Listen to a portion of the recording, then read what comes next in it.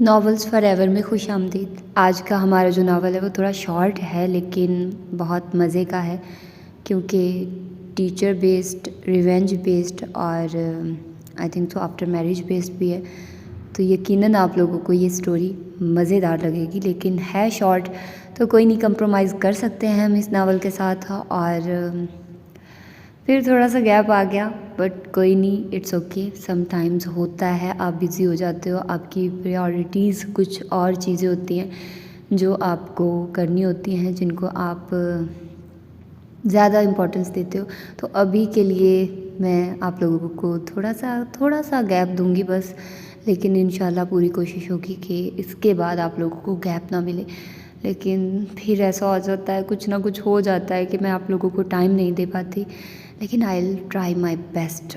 تو آئیے سٹارٹ کرتے ہیں آج کے اس ناول کو، جس کا نام ہے مجھے تھوڑا اجالا دو، اور اس کی رائٹر ہیں یاسمین اشاعت۔ اس کی ہنسی کو ایک دم بریک لگ گئے، کان کے اوپر اڑسا بال پین نکال کر کھولا، بند کیا، پھر اسی سے سر کھجانے لگی۔ کیا ہوا؟ اس کے چہرے پر ایک دم چھائی سنجیدگی گروپ کو ہلا گئی۔ اس نے آنکھ سے سامنے اشارہ کیا۔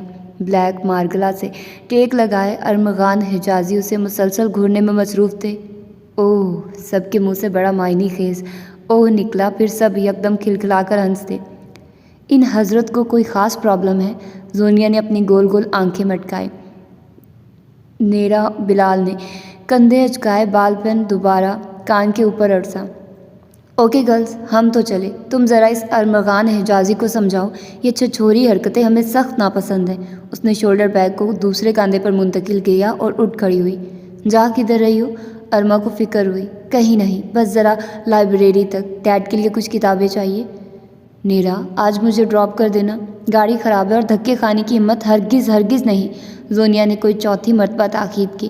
نیرا نے ماتھے پر ہاتھ مارا اور لائبریری کی سمت بڑھ گئی، اور نیرا کے جاتے ہی زونیا تنتناتی ہوئی ارمغان حجازی کے سر پر جا کھڑی ہوئی، جو کہ اب اداس سی شکل بنائے گاڑی کا لاک کھولنے لگے تھے۔ ایکسکیوز می سر، خلاف توقع اس نے بڑی عزت کا مظاہرہ کیا تھا۔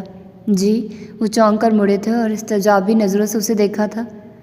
سر، ایک 16-17 سالہ ٹین ایجر کو تو یہ حرکتیں سوٹ کرتی ہیں، لیکن آپ جیسے لوگ اگر اس طرح کی اوچھی حرکتیں کرنا شروع کر دیں تو بالکل بھی اچھا نہیں لگتا۔ وہ بلا تمہید شروع ہو گئی تھی۔ ایک لمحے کو ارمغان حجازی شرمندہ ہوئے، لیکن اگلے ہی پل وہ نارمل ہو گئے۔ دیکھیے زونیا کمال، وہ پوری طرح اس کی طرف متوجہ ہو گئے۔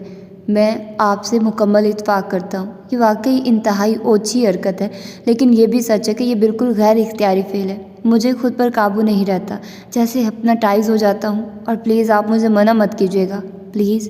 وہ گاڑی میں بیٹھ گئے۔ زونیا حیرت سے انہیں دیکھتی رہی، حتیٰ کہ ارما نے آ کر اسے زوردار دھپ ماری۔ سر جا چکے ہیں؟ ہاں۔ وہ چونکی اور یوں ہی گمسم سی ارما کے ساتھ چل پڑی، رخ لائبریری کی سمت تھا۔ آخر پاپا جانی، الیکشن لڑنے کی ضرورت ہی کیا ہے؟ ہاں۔ بالوں میں تیزی سے برش چلاتے ہوئے اس نے ڈریسنگ ٹیبل کے آئینے ہی سے پاپا کو دیکھا۔ بلال احمد کے ہونٹوں پر مسکراہٹ پھیلی۔ ضرورت ہے نا مائی چائلڈ، اور اب تو فیملی بیک گراؤنڈ کی وجہ سے بھی مجھے الیکشن لڑنا پڑتا ہے۔ ارے میں نے ہار مان لی تو چچا کریم کا خاندان سمجھے گا میں کمزور پڑ گیا ہوں، سو پوزیشن بنائے رکھنے کے لیے ضروری ہے، انہوں نے دھیرج سے سمجھایا۔ پاپا جانی، اس نے لپسٹک کی ہلکی سی تہہ ہونٹوں پر جمائی، آئینے میں اپنا تنقیدی جائزہ لیا اور شولڈر بیگ اٹھا کر دروازے کی سمت بڑھ گئی۔ پھر جیسے کچھ یاد آنے پر پلٹ آئی۔ بلال احمد اخبار کی طرف متوجہ ہو گئے تھے، اس کے یوں پلٹ آنے پر سر اٹھایا۔ آپ ارمغان حجازی کو جانتے ہیں پاپا؟ ہاں، وہ جو لیکچرار ہیں؟ بے وقت کے سوال نے انہیں چونکایا تھا۔ پاپا، اصل میں وہ شخص سرے سے لیکچرار دکھتا ہی نہیں۔ یقین کریے پاپا جانی، انتہائی عجیب شخص ہے۔ آئی تھنک پاپا، ادھر پاکستان میں لوگ عہدے اپنے مقام کی پہچان بھول گئے ہیں، ایم آئی رائٹ؟ اس نے تائید چاہی۔ نہیں بیٹا، ایسا نہیں ہے، آج بھی جس قدر عزت و احترام ہمارے ہاں ہے اور کہیں نہیں۔ ہاں، کچھ لوگ ایسے ضرور ہوتے ہیں، اور اس کی یہی وجہ ہوتی ہے کہ ان کی تربیت میں کچھ خامی رہ جاتی ہے، کوئی کمی، کوئی احساس کمتری، اور پھر بعض اوقات یہ سب نہ بھی ہو تو بھی بس لاشعوری طور پر یا کبھی کبھار شعوری طور پر انسان کیا ہے کون جانے۔ وہ جیسے الجھتے چونکے، پھر سر جھٹک کر اخبار کی طرف متوجہ ہو گئے۔ نیرا نے کچھ عجیب سی نظروں سے انہیں دیکھا۔ کبھی کبھی پاپا اسے بڑے پر اسرار سے لگنے لگتے، اپنی باتوں سے، اپنی ایکٹیویٹیز سے، لیکن کیوں یہ وہ سمجھ نہ پائی تھی۔ اسے زونیا کمال کو پک کر کے ارما کی طرف پہنچنا تھا۔ فرینڈز گیدرنگ تھی، آج لاسٹ ویکینڈ تھا، طیب ہمدانی بھی آ رہا تھا، اس لیے وہ کچھ زیادہ ہی اہتمام سے تیار ہوئی تھی۔ زونیا نے اسے دیکھتے ہی تعریفی انداز میں ہونٹ سکیڑے۔ خوش نصیب ہے طیب ہمدانی جس کے لیے اس قدر اہتمام ہوتا ہے۔ وہ ہنسی تھی، وہ بولی کچھ نہیں، بس مسکرانے پر اکتفا کیا۔ اچھا، شادی کب کر رہے ہو تم لوگ؟ زونیا کے پاس گنے چنے ٹاپک ہوتے ہیں، گفتگو کے لیے وہ ان میں سے شادی کا موضوع پسندیدہ تھا۔ آئی ڈونٹ نو، لیکن میرا خیال ہے زونی، پاپا اس بات کو کبھی پسند نہیں کریں گے کہ میں طیب ہمدانی سے شادی کروں۔ اس نے لاپرواہی سے شانے اچکائے۔ تو کیا تم سرنڈر کر دو گی؟ زونیا نے حیرت سے دیکھا۔ شاید۔ دیکھو زونی ڈیئر، طیب ہمدانی مجھے اچھا لگتا ہے، میں اسے ملتی ہوں، لیکن مجھے شاید اس سے محبت نہیں ہے۔ اگر ایسا ہوتا تو میں یقیناً اس سے ملنے کو بے چین رہا کرتی، دن گنا کرتی، یا پھر میرے ذہن میں ان سب باتوں کے لیے لفظ چھچھور پن ہی آتا ہے۔ لیکن مجھے یہ بھی پتہ ہے کہ اگر طیب ہمدانی سے میری شادی نہ ہوئی تو کوئی ایسی خاص بات نہ ہوگی، شاید مجھے دکھ بھی نہ ہو۔ اس کے باوجود وہ ایک دم کھلکھلا کر ہنسی۔ میں اس سے ملنے کے لیے خاص اہتمام کرتی ہوں، اس کی پسند کے کپڑے پہن کر اس کے ساتھ چائنیز جانا بھی اچھا لگتا ہے۔ جب وہ گٹار پر تم سا حسین کوئی نہیں گاتا ہے تو مجھے اس کے احساسات اپنے دل پر محسوس ہوتے ہیں۔ But that is not love یار، یہ جو محبت ہے میں کر ہی نہیں سکتی۔ اور یار جب تک محبت نہیں ہوگی شادی بھی نہیں ہوگی۔ کم آن، دنیا میں اس سے اچھے اور بھی کرنٹ افیئرز ہیں جن پر ڈسکشن ہو سکتی ہے، جیسے ارمغان حجازی۔ بس اچانک ہی اس کے منہ سے نکلا تھا، اور اس کی وجہ شاید یہ تھی کہ وہ داخلی دروازے سے اندر آ کر ارما کے پاپا سے گرم جوشی سے مصافحہ کر رہا تھا، اور ٹیرس پہ جھکی نیرا بلال اچانک نظر پڑ جانے پر اس کا نام لے گئی تھی۔ کیا؟ ارما نے حیرت سے اس کو دیکھا، جیسے اس کی دماغی حالت پر شبہ ہو۔ ہاں نا، وہ دیکھو، اس نے انگلی سے اشارہ کیا۔ زونیا اور ارما تو آدھی ریلنگ پر لٹک گئی۔ یہ یہاں کیسے؟ زونیا بڑبڑائی تھی۔ تم نے تو کوئی گڑبڑ نہیں کی، کوئی فلمی سین ارینج کرنے کے لیے؟ ارما نے اسے گھورا تھا۔ What naan sense! نیرا نے بال جھٹکے۔ اس قسم کے چھچورے لوگوں سے مجھے سخت نفرت ہے، جن کا کام ہی بس لڑکیوں کو دیکھنا ہوتا ہے۔ اور یہ طیب کہاں رہ گیا، اور شیلا کلوگ کدھر ہے؟ اس نے موضوع گفتگو تبدیل کرنے کی غرض سے ادھر ادھر نظر دوڑائی۔ نیچے ہی ہیں، چلو چلتے ہیں۔ ارما نے سیڑھیوں کی جانب قدم بڑھائے۔ سنو، نیچے اس سے تو سامنا نہیں ہوگا نا؟ نیرا نے جیسے تسلی چاہی۔ نہیں تو کیوں؟ ارما پلٹی۔ نہیں، بس یوں ہی۔ حسب عادت اس نے کندھے اچکائے۔ پھر طیب ہمدانی کے قربت میں وہ تقریباً ارمغان حجازی کو بھول ہی گئی تھی، اور شاید اگلے چند دن وہ بھول ہی رہتی کہ یونیورسٹی میں چھٹیاں تھیں۔ لیکن ڈیڈی نے اچانک ہی ارمغان حجازی کا ذکر چھیڑ دیا، اور وہ بھی ناشتے کی ٹیبل پر، وہ جو تندہی سے سلائس پر مارملیٹ لگا رہی تھی۔ سر اٹھا کر حیرت سے بلال احمد کو دیکھنے لگی۔ آپ نے جواب نہیں دیا؟ اسے خاموش پا کر انہوں نے دوبارہ پوچھا۔ اس نے ہاتھ میں پکڑا سلائس پلیٹ میں رکھ دیا اور قدر توقف سے بولی، آئی کانٹ انڈرسٹینڈ، آپ کس پوائنٹ آف ویو سے پوچھ رہے ہیں؟ میری پرسنل رائے اچھی نہیں ہے ان کے بارے میں۔ اس نے صاف گوئی کا مظاہرہ کیا۔ بلال احمد مسکرائے۔ اس نے تمہیں پرپوز کیا ہے؟ بہت دھیرے سے کہا۔ واٹ؟ وہ اچھل ہی پڑی۔ کیا کہہ رہے ہیں ڈیڈ آپ؟ ارمغان حجازی۔ ہو نو ڈیڈ، بالکل نہیں۔ وہ کرسی دھکیل کر اٹھ کھڑی ہوئی۔ سوچنے میں کوئی حرج نہیں ہے بیٹا، ارمغان حجازی اچھا لڑکا ہے، ویل ایجوکیٹڈ ہے، فیملی بھی اچھی ہے، میرے خیال میں تم اس کے ساتھ خوش رہو گی، آگے تمہاری مرضی۔ وہ بات ختم کر کے جوس پینے لگے۔ وہ کچھ نہ سمجھنے کی کیفیت میں گری، اپنے کمرے تک آئی اور آتے ہی دنیا کو فون کھڑکا دیا۔ واٹ؟ وہ بھی اچھلی تھی۔ سر ارمغان نے پرپوز کر ڈالا تمہیں؟ اوہ فنٹاسٹک! وہ بہت پرجوش ہو رہی تھی۔ کیا فنٹاسٹک؟ وہ بگڑی۔ ارے اتنا زبردست بندہ اور تم کیوں اتنا بن رہی ہو؟ سچ بتاؤ، دل میں لڈو نہیں پھوٹ رہے؟ اوہ نیرا ڈارلنگ، کیسی اچھی خبر دی تم نے۔ پتہ ہے پچھلے 4 دن سے میں کتنی ٹینس تھی کہ ماما اس بار جو انگلینڈ ٹرپ سے واپسی پر فیروزے کا نیکلیس لائی تھی، وہ کب پہنوں؟ اوہ بند کرو فون، ابھی مجھے بازار جانا ہے میچنگ سوٹ کے لیے۔ بائی دا وے، فیروزے کے ساتھ اگر میرون کلر کی ساڑی پہن لوں تو کیسا رہے؟ مرو تم، اس وقت سارے بازار بند ہیں۔ اس نے جل کر فون بند کر دیا۔ دنیا سے حوصلہ افزا جواب نہ پا کر اس نے ارما سے بات کرنے کا ارادہ ترک کر دیا تھا، اور اب ٹہل ٹہل کر سوچنے لگی تھی کہ آخر ڈیڈی کو کیا جواب دے۔ اور وہ طیب ہمدانی؟ ارما کو فوراً طیب کا خیال آیا تھا۔ آئی ڈونٹ نو، اس نے بے بسی سے کندھے اچکائے۔ میں نے ساری رات غور کیا، طیب ہمدانی کے بارے میں سوچا، ارمغان حجازی کے بارے میں سوچا، لیکن نتیجہ یہ نکلا کہ دونوں کا پلڑا ہی ایک جیسا رہا۔ مجھے طیب ہمدانی سے محبت ہے نا، ارمغان حجازی سے، اور ڈیڈی جس کے ساتھ چاہے میری شادی کر دے، مجھے کوئی خاص فرق نہیں پڑے گا۔ ایکچولی ارما، مرد شادی کے بعد شوہر ہی ہوتا ہے، کوئی محبوب وغیرہ نہیں، اس لیے شادی چاہے ارینج ہو یا لو، کچھ عرصے بعد ایک سی ہی ہو جاتی ہے۔ ویسے گلے شکوے، وہی ناراضگیاں، سو کیا فرق پڑتا ہے اگر طیب ہمدانی ہو یا ارمغان حجازی یا کوئی بھی ABC؟ وہ فیصلہ کر کے بہت مطمئن تھی۔ لیکن نیئر ڈیئر، طیب ہمدانی سیریس ہے تمہارے لیے؟ ارما کو بس طیب ہمدانی کی فکر کھا جا رہی تھی۔ اچھا، میں خود بات کروں گی اس سے، اس نے کچھ سوچ کر کہا۔ تم سیلفش ہو رہی ہے نیرا بلال، ارما نے پھر کہا تو وہ اٹھ کر چلی آئی۔ اب کیا ساری فکریں پالنے کی ذمہ داری اس کی تھی؟ اگر طیب ہمدانی اس کے بارے میں اور طرح سے سوچتا تھا تو وہ کیا کر سکتی تھی؟ اس نے طیب ہمدانی سے بات کرنے کا ارادہ ترک کر دیا تھا، لیکن اس کا فون آ گیا۔ اصل میں یہ تم جیسی ہائی سوسائٹی کی لڑکیوں کی ہابی ہے نیرا بلال، وہ سخت طیش میں تھا۔ تم خود جب چاہو کسی سے محبت کر سکتی ہو، جب چاہے محبت سے منکر ہو سکتی ہو، تمہارے لیے یہ صرف جسٹ فار انجوائمنٹ ہوتی ہے، لیکن کسی کی پوری زندگی تباہ ہو سکتی ہے نیرا بلال، پوری زندگی۔ اور ہاں، تم یہ مت سمجھنا کہ مجھے تم سے نہیں بلکہ تمہاری دولت سے دلچسپی تھی۔ کھٹاک سے فون بند ہو گیا۔ نیرا نے کچھ لمحے اس کی بات پر غور کیا، پھر بھول گئی۔ اس نے فیصلے کا حق ڈیڈی کو دے دیا تھا اور وہ یقیناً اس کے بارے میں غلط فیصلہ نہیں کر سکتے تھے۔ تو کیا تم فائنل نہیں کرو گی؟ زونیا نے سنہری ویڈنگ کارڈ کو الٹ پلٹ کرتے ہوئے پوچھا۔ آئی ڈونٹ نو، وہ کھلکھلا کر ہنس دی۔ اگر ارمغان صاحب فرمائیں گے تو فائنل بھی ہو جائے گا بعد میں، اگر نہیں تو پھر میری پلاننگ تو ہے ہی۔ ہم لوگ شادی کے بعد ورلڈ ٹور پر جا رہے ہیں، ڈیڈی نے ساری ارینجمنٹس کی ہوئی ہیں۔ How nice! زونیا، مجھے تو خبر ہی نہ تھی کہ ارمغان مجھے اتنا چاہتے ہیں۔ بلیو می، ان چند دنوں میں بالکل ہی بدل گئی ہوں، میرے محسوسات، خیالات ایک دم بدل گئے ہیں، شاید میں بھی ان سے محبت کرنے لگی ہوں۔ زونیا نے بغور اسے دیکھا، اس کی سیاہ آنکھیں جگمگا رہی تھی۔ شاید نہیں، یقیناً، زونیا نے اسے ساتھ لپٹا لیا۔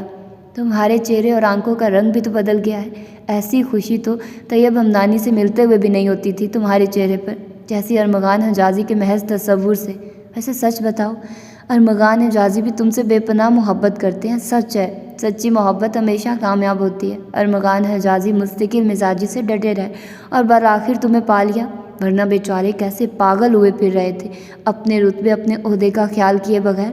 زونیا بیتے دن دہرا رہی تھی اور نیرا کے ہونٹوں پر مسکراہٹ تھی، بڑی جاندار اور دل فریب مسکراہٹ۔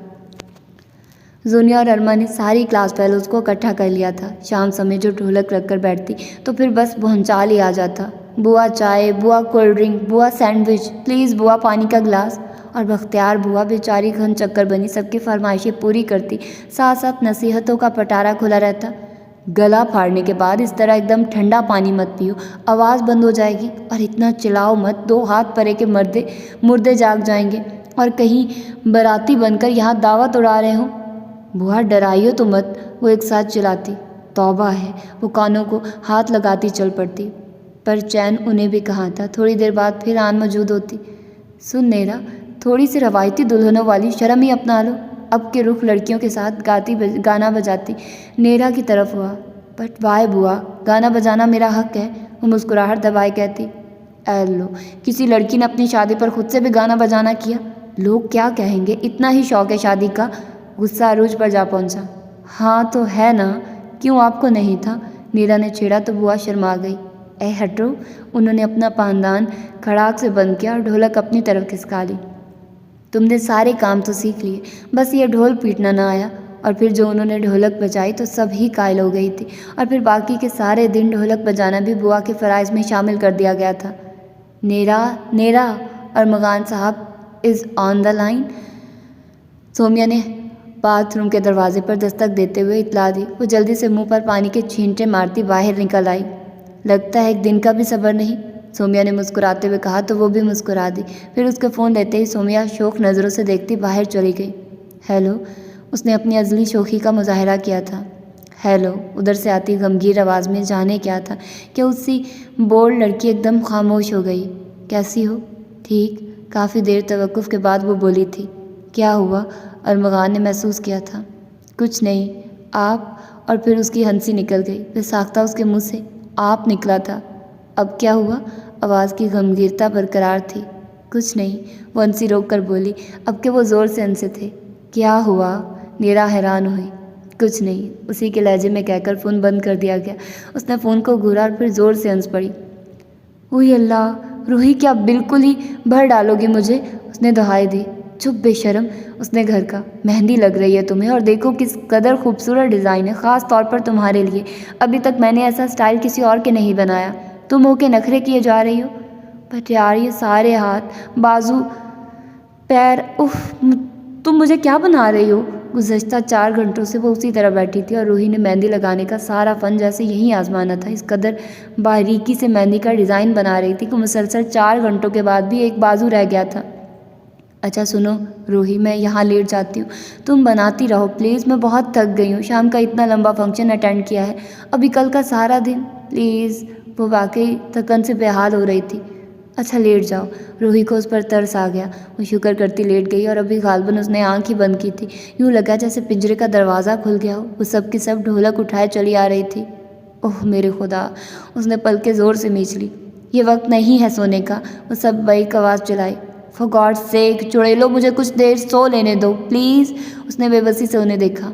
ہرگز نہیں، ڈھولک پروگرام یہی ہوگا، اور آج تو بوا جی کا لڈی پروگرام ہے۔ زونیا نے گویا بڑی اہم خبر سنائی تھی۔ وہ اپنے آپ کو ڈھیلا چھوڑ کر لیٹ گئی۔ بوا جی چائے اور مٹھائی لیے آپ برا جمان ہوئی، اور پھر وہ شور مچاتا کہ ساری نیند اڑن چھو ہو گئی تھی۔ صبح 5 بجے کے قریب وہ اٹھی تھی اور تب ہی 2 گھنٹوں کے لیے اس نے سو لیا تھا۔ اس کے بعد اسے بیوٹی پارلر جانا تھا اور حسین لگنے کے لیے اس کا فریش ہونا ضروری تھا، تو سب نے اسے کم از کم ان 2 گھنٹوں میں کچھ نہیں کہا تھا۔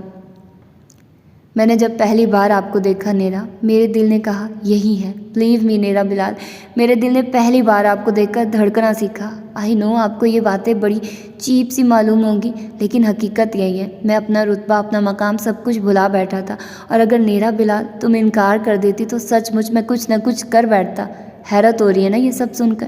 اصل میں 30 سال کا ہونے کے باوجود میرا دل تمہارے معاملے میں کسی نوعمر لڑکے سے کم نہیں۔ اس کا ہاتھ تھام کر ارمغان حجازی نے مہر ثبت کی۔ وہ کسمسا کر رہ گئی۔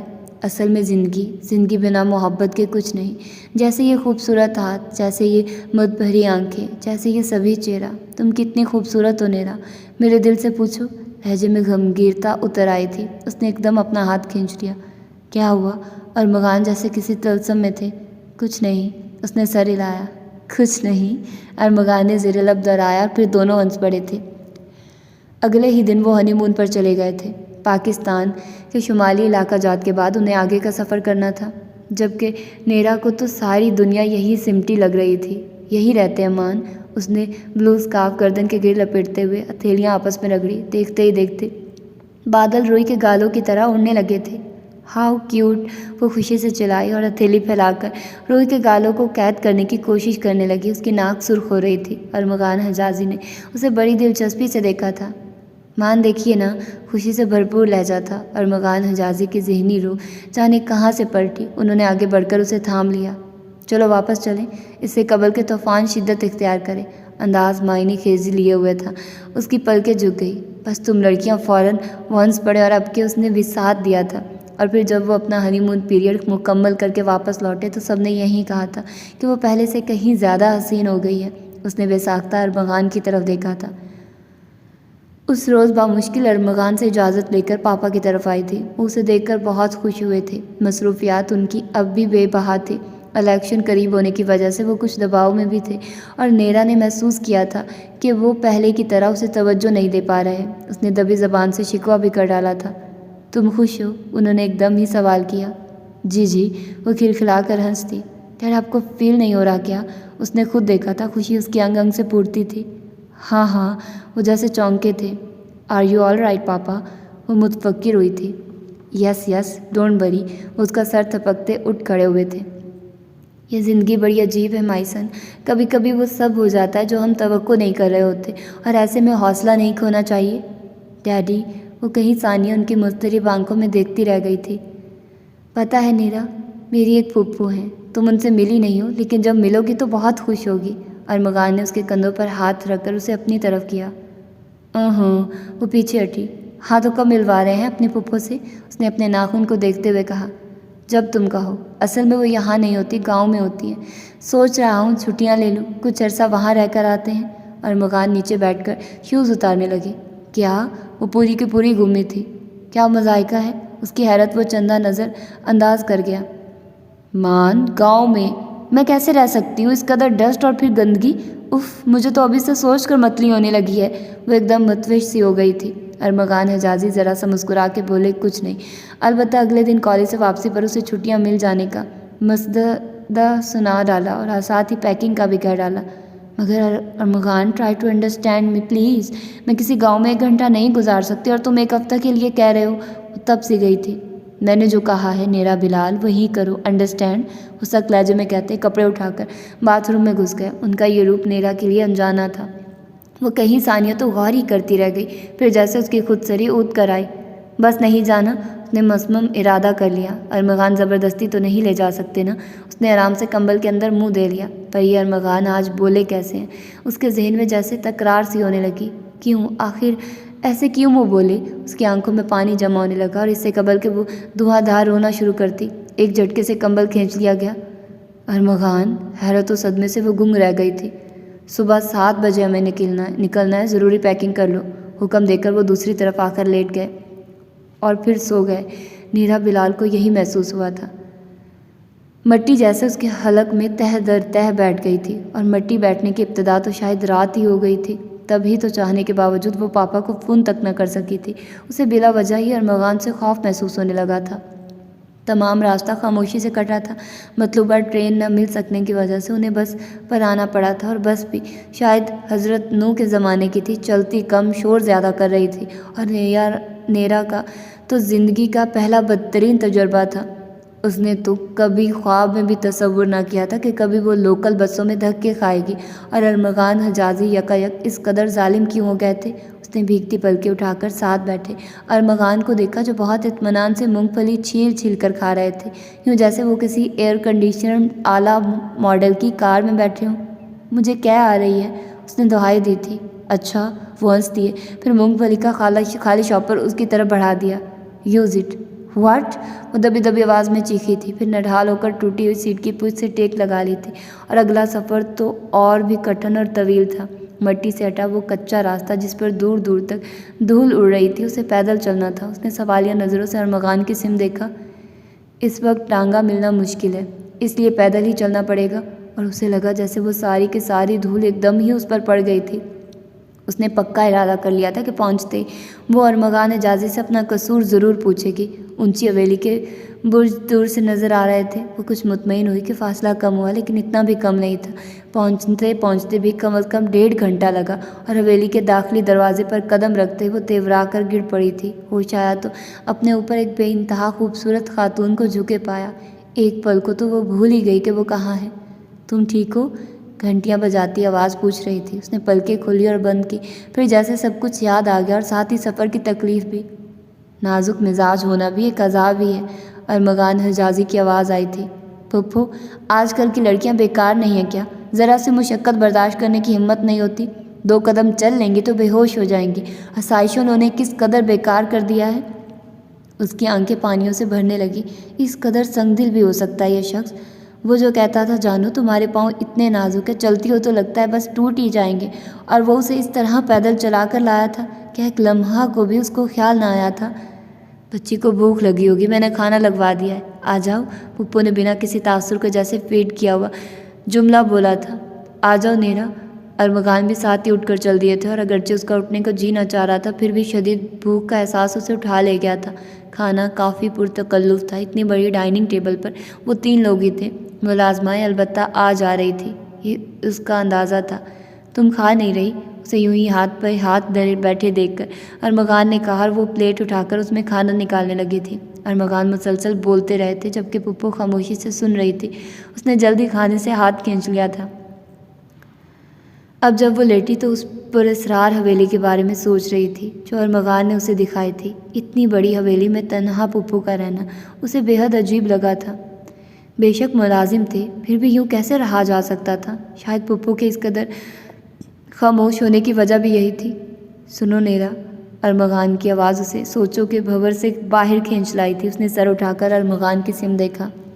تمہارے خیال میں تم سے کتنی محبت کرتا ہوں؟ ہاں، اسے جیسے توقع نہیں تھی کہ وہ یہ سوال کرے گا۔ میں تم سے اتنی محبت کرتا ہوں نیرا بلال کہ اگر تم دنیا کی ایک تخلیق کو 100 بار بھی ضرب دو تب بھی وہ فگر نہیں آئے گی۔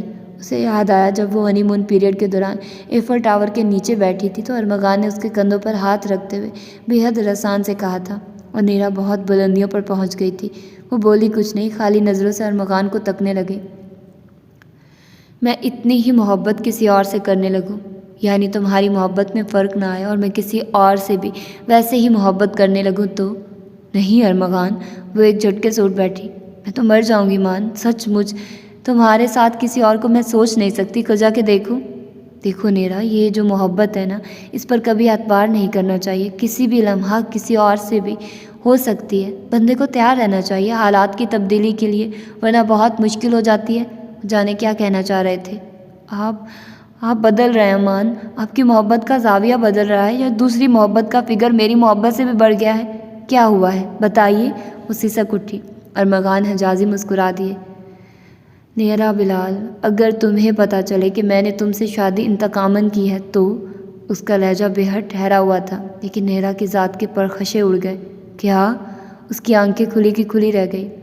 ہاں نیرا بلال، انہوں نے دونوں بازو سر کے پیچھے پھیلاتے ہوئے جیسے انکشاف کیا تھا، یہ شادی انتقاماً ہوئی ہے۔ مجھے تمہارے پاپا بلال احمد سے انتقام لینا تھا، اپنی پھپھو کا انتقام۔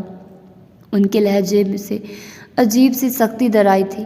میرے پاپا کا آپ کی پھپھو سے کیا تعلق؟ وہ سنبھل کر گویا ہوئی تھی۔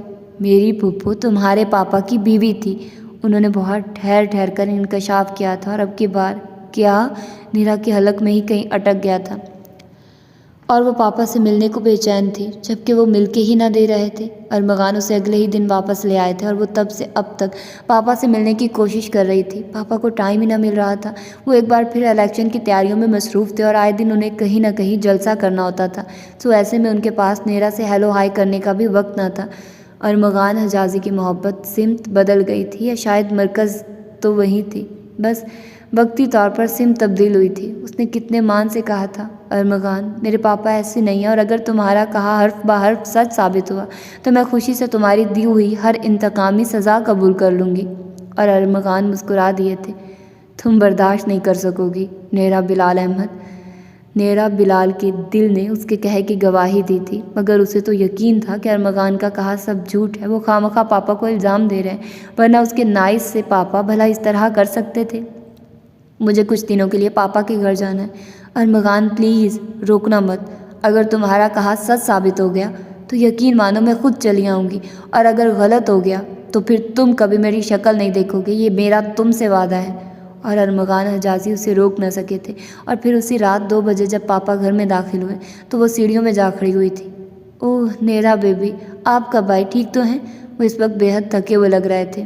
پاپا آپ کے پاس چند گھنٹے ہوں گے میرے لیے؟ اس کا لہجہ غیر معمولی تھا، وہ چونکے بنا نہیں رہ سکے۔ خیریت تو ہے؟ انہوں نے کن پٹی کو انگلی سے دباتے ہوئے فکر مندی سے اسے دیکھا، جو بے حد مضطرب دکھائی دے رہی تھی۔ ابھی تو نہیں، لیکن پاپا صرف چند گھنٹے، اس نے اپنی بات دہرائی۔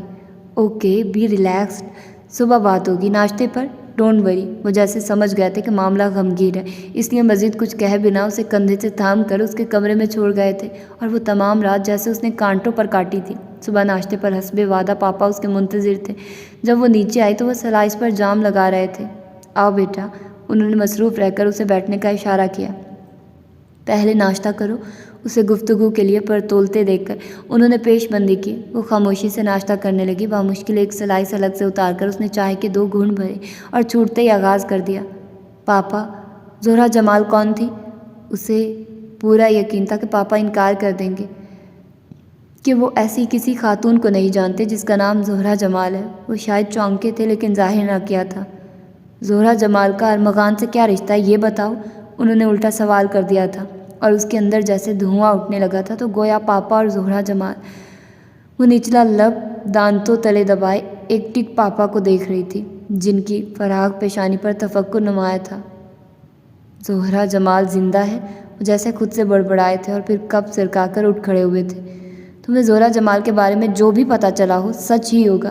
لیکن نیرا ڈیئر، اس کا کلائمیکس میں وہ ہرگز نہیں جو تمہیں بتایا گیا ہے۔ وہ خاموشی سے اٹھی اور ارمغان حجازی کا نمبر ڈائل کرنے لگی، یہ کہنے کے لیے کہ وہ آئے اور اسے لے جائے، اور یہ اسے اب پتہ چلا تھا۔ بے پناہ محبت دے کر اگر واپس لے لی جائے تو من کیسے ایک دم خالی سا ہو جاتا ہے، آنکھیں کیسے آنسوؤں سے بھر جاتی ہیں، اور دنیا کیسے بے رنگ ہو جاتی ہے۔ گو ارمغان نے اسے کچھ نہ کہا تھا، لیکن وہ محبت بھری باتیں جو اس میں زندگی بھر دیا کرتی تھی وہ اب کہیں نہیں تھی۔ وہ دونوں ایک گھر میں ایک چھت کے نیچے اجنبیوں کی طرح رہنے لگے تھے۔ وہ اسی سزا کی حقدار تھی۔ اکثر ماں باپ کا کیا اولاد کو بھگتنا پڑتا ہے، اور یہی سوچ اسے اس چھت تلے رہنے پر مجبور کر رہی تھی۔ کچھ ازالے اس کے ذمہ تھے، اسے کرنا تھے۔ وہ چپ تھی، خاموشی سے وہ ازالہ کر رہی تھی جو کسی طور ازالہ تھا ہی نہیں۔ اور یوں بھی ہوتا ہے بلال احمد، جب آپ مطمئن ہو کر اپنے گناہوں کا کفارہ ادا کر کے یہ سوچنے لگتے ہیں کہ اب سب ٹھیک ہے، تو پھر کوئی بھولا ہوا گناہ سامنے آ جاتا ہے پوری شکل کے ساتھ، اور تب احساس ہوتا ہے کہ یہ تو شاید سب گناہوں سے بھاری تھا۔ اور زہرہ جمال جسے وہ بھول چکے تھے اب کیسے ایک دم آ کھڑی ہوئی تھی۔ ہاں بلال احمد، میرا حساب بھی تم پر نکلتا ہے۔ اونچی اونچی آوازیں ان کے ارد گرد چکرانے لگی تھی۔ وہ زہرہ جمال جو قصہ پارینہ تھی، اور زہرہ جمال جس کی اندیکھی قبر پر وہ کہیں بار فاتحہ پڑھ چکے تھے۔ لپسٹک کا رنگ چیک کرتے ہوئے ارد گرد سے بے نیاز زہرہ جمال نے پل کی پل ہی پلٹ کر دیکھا تھا، اور پھر جیسے ایک دم سب ہی کچھ دھواں ہو گیا تھا۔ مارکیٹ میں بھگدڑ مچ گئی تھی، اور ایسے میں جب وہ حواس باختہ سے اپنے ڈرائیور کو تلاش کر رہی تھی، کسی نے اس کا ہاتھ پکڑ کر ایک سمت کو بھاگنا شروع کر دیا تھا، اور وہ جیسے گھسٹتی ہوئی اس کے پیچھے جا رہی تھی۔ عجیب پاگل لڑکی ہیں آپ، قدرے محفوظ مقام پر پہنچ کر اس نامعلوم اجنبی نے اسے ڈانٹنا شروع کر دیا تھا۔ زندگی سے پیار نہیں ہے آپ کو؟ کیوں ابھی سے مرنا چاہ رہی ہیں؟ بازو پر ابھی تک اس کی گرفت مضبوط تھی۔ نہیں تو ہم تو لپسٹک پر چیز پرچیز کر رہے تھے، رشید پتہ نہیں کدھر گیا، اس کو دیکھ رہے تھے، اچانک یہ سب، اور آپ کون ہیں؟ ہمارا بازو کیوں پکڑ رکھا ہے؟ چھوڑیے۔ اس نے ناگواری سے اپنا بازو چھڑایا۔ ایک دھیمی سی مسکراہٹ بلال احمد کے لبوں کو چھو گئی۔ اسی بازو کو پکڑ کر محترمہ آپ کو وہاں سے نکال کر لایا ہوں، مجبوری تھی، اٹھا نہیں سکتا تھا۔ زہرہ جمال کی پیشانی خفت سے آلود ہو گئی۔ بڑی فضول گفتگو کرتے ہیں آپ۔ بہرحال ہمیں رشید ڈھونڈ کر لا دیں، گھر جانا ہے ہمیں۔ اس کا انداز تحکم بھرا تھا، اس کے چہرے پر مسکراہٹ بکھر گئی۔ ہائے، یہ رشید صاحب پرائم منسٹر ہیں کہ فوراً مل جائیں گے؟ میں تو ان کو جانتا تک نہیں، اور پھر کیا پتہ دھماکے میں ان کے پرخاشے پہ اڑ گئے ہوں۔ بائی دا وے، رشید ہے کون؟ ہمارا ڈرائیور ہے۔ آپ کو اتنی سی بات سمجھ میں نہیں آتی؟ اور یہ آپ کیا کہہ رہے ہیں؟ اب ہم گھر کیسے جائیں گے؟ ہم تو چوری سے آئے تھے، مما کو پتہ چل گیا تو ہمارے ٹکڑے کر کر کے پنکوا دیں گی۔ وہ بری طرح پریشان ہو گئی۔ اچھا، آپ رہتی کدھر ہیں؟ بلال احمد نے ادھر ادھر نظریں دوڑاتے ہوئے پوچھا۔ اپنے گھر میں، یعنی جمال ولا میں۔ آج ہمارے پیارے بھتیجے ارنی کا برتھ ڈے ہے، ہم سرپرائز دینا چاہ رہے تھے، اس لیے مما سے چوری گفٹ خریدنے آ گئے۔ مما ہمیں گھر سے باہر نہیں نکلنے دیتی، وہ سمجھتی ہیں کہ ہم ابھی تک بچے ہیں، حالانکہ ہم اتنے بڑے ہو گئے ہیں، لیکن وہ مانتی ہی نہیں۔ آپ ابھی تک کھڑے ہیں، جائیے نا، رشید کو ڈھونڈیے، دیر ہو رہی ہے۔ باتیں کرتے کرتے پھر رشید کا خیال آ گیا۔ اگر آپ کہیں تو میں آپ کو گھر چھوڑاؤں؟ رشید تو اب نہیں ملنے کا، بلکہ عین ممکن ہے دھماکے میں وہ ادھر ادھر ہو گیا ہو، تو بجائے اس کا انتظار کرنے کے آپ گھر پہنچیے، رشید خود بخود گھر پہنچ جائے گا۔ بات تو وہ صحیح کہہ رہا تھا، وہ تھوڑی سی ہچکچاہٹ کے بعد مان گئی۔ بلال احمد اسے اپنی گاڑی تک لے آیا، اور جس وقت وہ اس کے لیے فرنٹ ڈور کھول رہا تھا، اسی وقت وہ رشید چلاتے ہوئے ایک سمت کو بھاگ اٹھی۔ وہ گاڑی سے ٹیک لگائے اسے جاتا دیکھتا رہا، پھر مسکراتا ہوا گاڑی میں آ بیٹھا۔ وہ ایسے اتفاقات کو مانتا نہیں تھا، اور نہ ہی ایسی فلمی سچویشن کی اسے امید ہوا کرتی تھی۔ لیکن شام کو جب وہ احتشام کی معیت میں پی سی کے لاؤنج میں داخل ہو رہا تھا، تو سامنے وہ ایک ننھے بچے سے کھیلتی نظر آ گئی۔ وہ اس فلمی قسم کے اتفاق پر ابھی حیران ہو رہا تھا کہ احتشام نے اس کا کندھا ہلایا۔ یار صحافی، اگر تم آ ہی گئے ہو تو یہیں حاضر ہو، خواہ مخواہ کی خبریں مت ڈھونڈو۔ خبریں نہیں، ارمغان کو دیکھ رہا ہوں، ساتھ میں اس کی ماما ہے شاید، اس نے جان بوجھ کر غلط بیانی سے کام لیا تھا۔ ارے نہیں، زورا ہے، چھوٹی بہن، بڑی پیاری، آؤ تمہیں ملواؤں۔ احتشام اسے لے کر اس سمت بڑھ گیا، اور اسے دیکھتے ہی اس کی آنکھوں میں حیرت ابھر آئی تھی۔ ارے آپ یہاں؟ وہ فوراً آگے بڑھی تھی۔ کیا تم جانتے ہو ایک دوسرے کو؟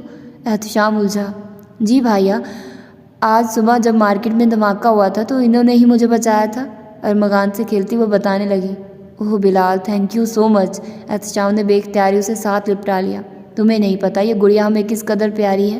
احتشام کی آنکھیں بھیگ سی گئی۔ یہ ہے ہی پیاری، بلال احمد کے دل نے بہت پرزور تائید کی تھی۔ نہیں، یہ میرا فرض تھا۔ بلال احمد کو ہر رسمی جملہ اس وقت انتہائی فضول محسوس ہوا تھا۔ پھر احتشام اسے مما سے ملوانے لے گیا۔ مما بھی بے حد مشکور تھی اور پھر باری باری تمام افراد خانہ سے ملواتے ہوئے احتشام نے یہ ضرور بتایا تھا کہ اس نے زہرہ جمال کو بچایا ہے، اور آخر وہ شرمندہ ہو چلا تھا جب وہ چہکتی ہوئی اس کے پاس چلی آئی۔ آپ نے دیکھا کتنا پیار کرتے ہیں یہ سب ہم سے؟ ویسے اس وقت واپسی پر ہمیں تو بہت ڈانٹ پڑی، باری باری سب سے۔ پھر رشید نے واپس آ کر بتایا کہ کیا ہوا تھا، تو پھر سب نے باری باری ہمیں ڈھیر سارا پیار کیا، اور مما تو رو ہی پڑی۔ آپ کھانا نہیں کھا رہے؟ اسے یوں ہی کھڑے دیکھ کر زہرہ کو خیال آیا تو پوچھ بیٹھی۔ فرصت ملے تو کھاؤں نا، وہ ہنس دیا۔ زہرہ شرمندہ سی ہو کر ویٹر کو بلانے لگی، اور پھر پتہ نہیں کیا ہوا، بالکل غیر محسوس طریقے سے وہ زہرہ جمال کو دیکھنے کے لیے بےتاب رہنے لگا۔ اسے پتہ بھی نہ چلتا اور وہ جمال والا پہنچ جاتا۔ وہ ادھر ادھر پھرتی نظر آتی رہتی، اور وہ احتشام کے ساتھ خواہ مخواہ باتوں میں الجھتا رہتا۔ کبھی مما مل جاتی اور وہ اسے زہرہ کے بچپن کے قصے سناتی رہتی، اور وہ بظاہر انجان مگر بڑی دلچسپی سے سنتا اور اسے ازبر کرتا رہتا۔ مما اپنے طبقے سے تعلق رکھنے والی، اکثر خواتین سے ہٹ کر تھی، ہر ماحول میں ڈھل جانے والی۔ انہیں بیٹیوں کے بارے میں ویسی ہی فکر لاحق رہا کرتی جیسے عام ماؤں کو ہوا کرتی تھی۔ وہ بھی چاہتی تھی کہ زہرہ سلیقہ شعار ہو، اسے سب کام آنے چاہیے، جبکہ ڈیڈی مختلف مزاج کے تھے۔ سال دو سال بعد جب فورن سے واپسی ہوتی تو وہ زہرہ کو مزید بگاڑ جاتے، بقول مما آپ ذرا بھی احساس ذمہ داری اس میں پیدا نہیں ہونے دے رہے۔ مما لڑ پڑتی، لڑکی ذات ہے، کل کو شادی ہونا ہے، کیا کرے گی؟ لو، اسے سب فکرے پالنے کی ضرورت ہی کیا ہے؟ وہ کروڑ پتی باپ کی بیٹی ہے۔ تم دیکھنا، نویدہ بیگم اکلوتی بیٹی کو اس شان سے بیاہوں گا کہ لوگ دنگ رہ جائیں گے۔ بڑے بڑے شاہوں نے بیٹیاں بیاہی ہیں، لیکن مقدر نے کسی کا ساتھ نہیں دیا۔ مما کو ڈیڈی سے سخت اختلاف تھا۔ میں 7 ملازمائیں بھجوا دوں گا، شہزادی ہے میری بیٹی، تخت پر بیٹھ کر راج کرے گی۔ ڈیڈی اگر مستقل یہیں رہتے تو یقیناً زہرہ جمال شہزادی ہی بن بیٹھتی۔ یہ مما تھی جو اسے بیلنس رکھا کرتی، اور شاید یہی وجہ تھی کہ اس میں غرور جیسی بدت پیدا نہ ہوئی تھی، بلکہ وہ کسی حد تک معصوم اور بچپنا لیے ہوئے تھی۔ مما اسے آنے بہانے کچن میں بھی لے جاتی، لیکن اس کی دلچسپی کارٹون فلموں میں زیادہ تھی، اور کبھی مما کی سخت نظروں سے کچن تک لے بھی جاتی تو اس کے باہر نکلنے تک کچن مکمل دہائی دے رہا ہوتا، ہر چیز بے ماں پڑی ہوتی، اور ایسے میں احتشام بھائی اور بھابھی اس کی ڈھال بن جاتے۔ آپ بھی تو اس چھوٹی سی بچی کو کچن میں گھسا دیتی ہیں، یہ ننھے ننھے ہاتھ بھلا کام کرنے کے قابل ہیں؟ بھیا اس کے ہاتھ چوم لیتے، اور یوں سب کے اس درجہ پیار نے یہ بات اس کے دل میں پختہ کر دی کہ وہ پیار کیے جانے کے ہی قابل ہے، اور بس نظر انداز کیے جانے کے تصور کو بھی وہ پاس نہ بھٹکنے دیتی۔ اسے توجہ ہی اس قدر مل رہی تھی، تبھی تو بلال احمد کا توجہ دینا بھی اسے عام ہی لگا، کوئی خاص پہلو نظر ہی نہیں آیا تھا۔ یہ تو ایک روز مما نے بتایا کہ بلال احمد نے اسے پرپوز کیا ہے۔ ہیں؟ کیوں؟ حیرت زدہ سی وہ مما کو دیکھ رہی تھی۔ کیوں؟ کیا مطلب؟ مما اس کی سادگی پر ہنس پڑی۔ تمہیں اس لیے بتا رہی ہوں کہ تمہارے اندر کا بچپنا ختم ہو اور تم ذرا بڑی ہو جاؤ، تمہارے رشتے آنے لگے ہیں۔ انہوں نے پیار بھری نظروں سے اسے دیکھا۔ مما، وہ ان کے ساتھ لپٹ گئی، لیٹ گئی۔ میں کہیں نہیں جاؤں گی، وہ مچلی۔ وہ پیار سے اسے تھپکنے لگی، سمجھانے لگی۔ بلال احمد کا فیملی بیک گراؤنڈ مضبوط تھا، وہ سیاسی گھرانے سے تعلق رکھتا تھا، شوقیہ صحافت کی لائن میں آ گیا تھا۔ ہم پلا نہ سہی بین تو تھا ہی، اس لیے بلا کسی رد و قد کے پرپوزل منظور کر لیا گیا تھا، اور ایک شاندار سی تقریب میں دونوں نے ایک دوسرے کو انگوٹھی پہنا دی تھی۔ زہرہ کی سوچ کا دھارا اپنے آپ ہی بدل گیا تھا، اس کی آنکھوں میں بلال احمد کے سپنے آ ٹھہرے، نرم و کومل جذبات نے اس کے ملح چہرے کو نیا روپ عطا کر دیا تھا۔ بلال احمد کی محبتوں کی بھی بلا شرکت غیر وہ حقدار اور مالک بن گئی تھی۔ 2 سال کے عرصے میں وہ سرتاپا بدل گئی تھی، بالکل بلال احمد کی سوچ کے عین مطابق۔ بچپنا رخصت ہو گیا تھا، کچن کے کاموں میں دلچسپی بڑھ گئی تھی۔ بلال احمد چائنیز کھانے پسند کرتا تھا، اور اس نے محض اس کی خاطر چائنیز کوکنگ کی کلاسز جوائن کر لی تھی۔ بلال احمد کو لمبے بال پسند تھے، اور اس نے شولڈر کٹ بالوں کو کمر تک بڑھا لیا تھا۔ بلال احمد کو سفید رنگ پسند تھا، اور اس کی وارڈروب سفید ملبوسات سے بھر گئی تھی۔ اسے لگتا بلال احمد اس کی رگوں میں اتر گیا ہے، اور یہ کب ہوا اسے کچھ خبر نہ تھی، بس اچانک ہی دھیمے پن سے وہ اس کے اندر اترتا چلا گیا کسی نشے کی طرح، اور وہ مدہوش ہوتی گئی تھی۔ ان کی شادی بھی شہر کی ایک یادگار تقریب تھی، دونوں طرف سے عمارت کا خوب مظاہرہ ہوا تھا۔ گولڈن کلر کے عروسی لباس میں وہ دمک رہی تھی، تو بلال احمد بھی کچھ کم سمارٹ نہیں لگ رہا تھا۔ سب نے ہی اس کپل کی تعریف کی تھی، سراہا تھا۔ ہم بنے ہی ایک دوجے کے لیے ہیں۔ بلال احمد نے سرگوشی کی تھی اور زہرہ جمال کچھ اور سمٹ گئی تھی، اور پھر جیسے زندگی نے نئے معنی پہن لیے تھے۔ اتنی خوبصورت زندگی اسے کبھی نہ لگی تھی۔ بلال احمد کو لگتا ہے جیسے اس کی جان زہرہ جمال میں ہے، اور زہرہ محسوس کرتی کہ وہ بلال احمد کو دیکھ دیکھ کر جیتی ہے۔ وہ ایک دوسرے کے بارے میں اس قدر دیوانے تھے کہ تمام گھر والوں کے مذاق کا نشانہ بنے رہتے، لیکن انہیں پرواہ ہی کب تھی۔ وہ ایک دوسرے میں مگن تھے، دنیا ایک دوسرے پر ہی ختم ہوتی نظر آتی تھی۔ بلال احمد نے لمبی چھٹیاں لے لی تھی اور ہمہ وقت وہ زہرہ کے ساتھ رہتا، جی ہی نہ چاہتا کہیں جانے کو۔ یار کیا کر دیا ہے تم نے مجھے؟ ہاں، وہ اسے باہوں میں بھر کر سرگوشی کرتا۔ کر تو آپ نے دیا ہے کچھ، میں تو بالکل کسی کام کی نہیں رہی۔ وہ ہنستی۔ میں؟ چلو اس ہم سے تو جان چھوٹی۔ یوں لگتا تھا جیسے تمہارے ساتھ اور بھی بہت سے لوگ شریک ہیں۔ ہم یہ کریں گے، ہم وہ کریں گے۔ وہ اس کی نقل اتارنے لگا اور وہ مصنوعی خفگی کا اظہار کرتی دور جا کھڑی ہوتی، اور بلال احمد اسے منانے میں مصروف ہو جاتا۔ آپ نے اتنی لمبی چھٹی لے لی ہے، کہیں وہ آپ کو فارغ نہ کر دے؟ ساحل پر گھومتے ہوئے اچانک ہی زہرہ نے کہا تو وہ عین اس کے سامنے آ کر کھڑا ہو گیا۔ کیا بات ہے، تم اکتا گئی ہو مجھ سے؟ محبت سے ایک دم ہی سنجیدہ ہو کر پوچھا۔ ایسی بات نہیں، میں تو یوں ہی کہہ رہی تھی۔ ایسا کیا ممکن ہے؟ اس نے گھبرا کر وضاحت کی تھی۔ وہ ہنس دیا۔ جاب کا کیا ہے، نکال دیں تو میں اپنا اخبار نکالوں گا، بلکہ بابا جانی تو مجھے کہہ چکے ہیں کہ میں اس طرح کی نوکری پر لعنت بھیجوں اور آرام سے اپنا اخبار شروع کر دوں۔ لیکن زہرہ جانی، مجھے اس طرح مزہ آتا ہے، پابند ہو کر دیکھو نا، تمہارے ساتھ پابند ہو کر میں کتنا خوش ہوں۔ وہ بات کا رخ پھر اس کی جانب مڑ گیا، پھر دونوں ہنس پڑے۔ بلال احمد کی چھٹی ختم ہوئی اور اس نے آفس جانا شروع کیا تو زہرہ ایک دم سے تنہا ہو گئی۔ 6 ماہ گزرنے کے باوجود گھر میں کسی سے وہ فرینک نہ ہو سکی تھی۔ بلال احمد نے اسے تنہا چھوڑا ہوتا تو وہ کسی کے ساتھ مل بیٹھتی۔ اس کی نند تھی تقریباً اس کی ہی ہم عمر، چھوٹا دیور تھا لیکن رسمی الیک سلیک کی تھی۔ کبھی کبھار ہی ایسا ہوتا کہ رات کا کھانا وہ سب مل کر کھاتے تو ہلکی پھلکی بات چیت ہو جاتی۔ اس کے بعد پھر وہ ہوتی اور بلال احمد، اور اسے اب کمرے میں بند رہنا بہت مشکل لگ رہا تھا۔ اس دن وہ ڈرتے ڈرتے باہر نکلی۔ بلال احمد تو صبح ہی جا چکا تھا، وہ ابھی سو ہی رہی تھی۔ بھوک محسوس ہو رہی تھی۔ اس نے کچن میں جھانکا، رحیم شاید دوپہر کے کھانے کی تیاری میں تھا۔ سلام بی بی جی، اس نے فوراً فرض نبھایا۔ بھوک لگی ہے تو ناشتہ لگا دوں؟ ساتھ ہی پوچھا۔ ہاں رحیم، کچھ ہلکا پھلکا دے دو۔ وہ ڈائننگ ٹیبل پر جا بیٹھی۔ اسی دم روحی اور عماد لڑتے جھگڑتے اندر آ گئے۔ اسے دیکھ کر کچھ حیران ہوئے، پھر ایک دوسرے کو دیکھ کر کندھے جھکائے اور اس کے ساتھ والی نشستوں پر ہی آ بیٹھے۔ کیسی ہیں بھابھی؟ روحی نے پوچھا۔ اچھی ہوں، وہ مختصراً کہہ کر چائے پینے میں کپ میں انڈیلنے لگی جو ابھی ابھی رحیم نے رکھی تھی۔ رحیم، ہمیں بھی ناشتہ دو جلدی، پھر ہمیں آرٹ گیلری جانا ہے۔ آپ چلیں گی؟ روحی نے اس کی طرف مڑ کر پوچھا تو اس نے نفی میں سر ہلا دیا، پھر یہ سوچ کر کہ وہ گھر میں کیا کرے گی جانے کو تیار ہو گئی۔ میرا نہیں خیال تھا کہ آپ بلال بھائی کے بغیر جانے پر رضامند ہوں گی، راستے میں عماد نے کہا تو وہ ہنس دی۔ بعض خیالات غلط ثابت ہو جایا کرتے ہیں، جیسے تمہارا یہ خیال۔ اور پھر عماد اور روحی کی سنگت میں اس کی بوریت کسی حد تک دور ہو گئی تھی۔ آرٹ گیلری میں بلال احمد سے بھی ملاقات ہو گئی۔ وہ کوریج کے لیے آیا ہوا تھا۔ آپ رپورٹر ہیں؟ اس کی وہاں موجودگی نے زہرہ کو حیران کیا تھا۔ ہاں، لیکن منہ کا ذائقہ بدلنے کے لیے کبھی کبھی میں اس طرح کی کوریج بھی کر لیتا ہوں۔ اگر آپ کو اعتراض ہے تو آئندہ نہیں کروں گا، وہ انتہائی مؤدب ہو کر بولا تو وہ سب ہنس دیے۔ روحی اور عماد اچھے ہیں، واپسی پر یہ اس کی رائے تھی۔ بلال احمد کی مصروفیات کو بڑھ گئی تھی، پھر بھی وہ زہرہ کے لیے ٹائم نکال لیتا تھا، اور اب تو یوں بھی وہ اس کا زیادہ خیال رکھنے لگا تھا کہ زہرہ اس کو بہت پیارا تحفہ دینے چلی تھی۔ اب ان کی باتوں کا مرکز آنے والا مہمان ہوا کرتا۔ رات بیت جاتی اور وہ پلاننگ کرتے رہتے، اس کا نام کیا رکھیں گے، اس کو کون سے اسکول میں داخل کروائیں گے، اس کو کیا بنانا ہے، غرض کہ ان کی باتیں ختم ہونے میں ہی نہ آتی۔ ان دنوں وہ بڑی نڈھال سی ہو رہی تھی، جسم بھی عجیب بے ڈھنگا سا ہو گیا تھا۔ اسی وجہ سے اس نے باہر نکلنا تقریباً ختم ہی کر دیا تھا۔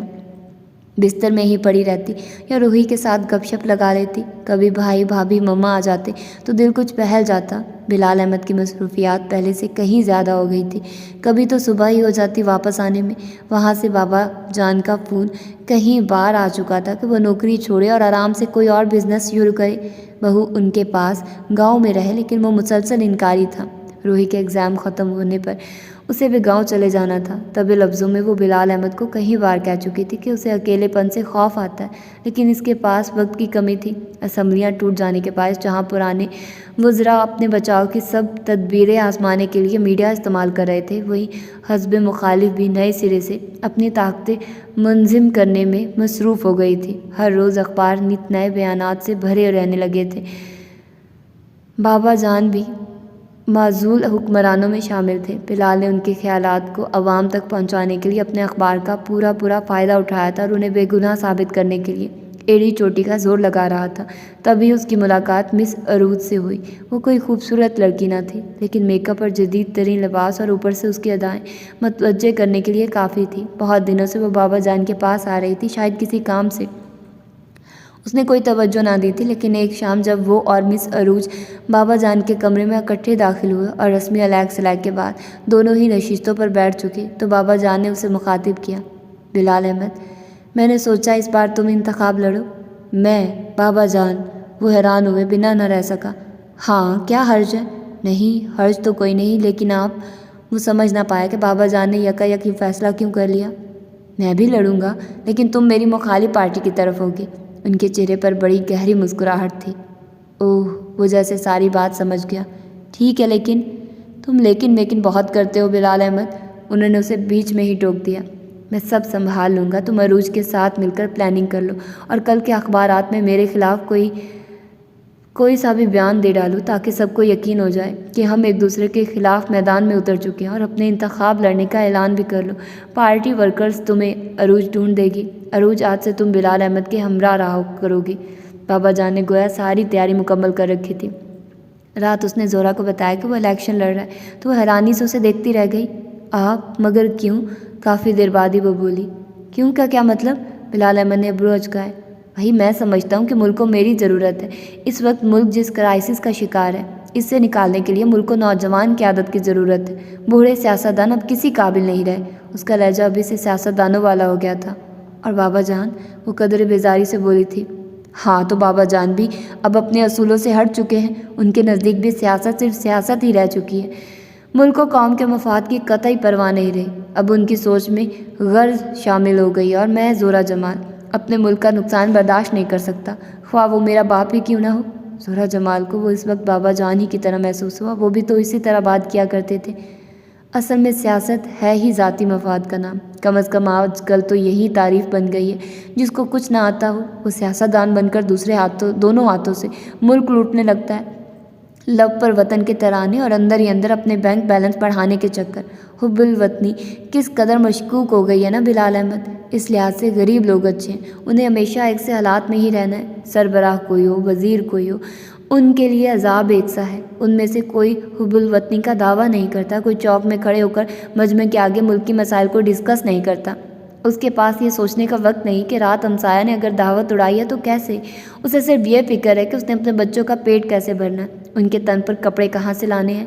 پھر بھی بلال احمد، کبھی آڑا وقت آ جائے تو یہی لوگ آگے ہوتے ہیں، کسی بھی قسم کی نمائش کے بغیر اور چیخ کر دعویٰ کرنے والے، اپنی جیبیں بھرنے والے، کہیں جائے پناہ ڈھونڈتے پھرتے ہیں۔ سب سے گندا کام ہو گیا ہے سیاست۔ وہ بولتی ہی چلی گئی تھی۔ بلال احمد بڑی دلچسپی سے سن رہا تھا۔ اس کے چپ ہونے پر قریب آ بیٹھا۔ ویری گڈ، سیاستدان بننے کی صلاحیت تو تم میں بھی ہے۔ چلو میرا ساتھ تو دو گی نا؟ ہاں، بلال احمد نے ہاتھ اس کے آگے کیا۔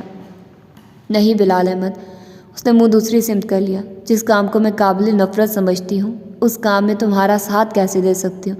مجھے صرف یہ کہنا ہے کہ اپنی مصروف زندگی میں سے تھوڑا سا وقت مجھے دے دیا کرو۔ میں تنہا رہنے کی عادی نہیں ہوں، ہر وقت توجہ محبت کے ساتھ رہی ہوں۔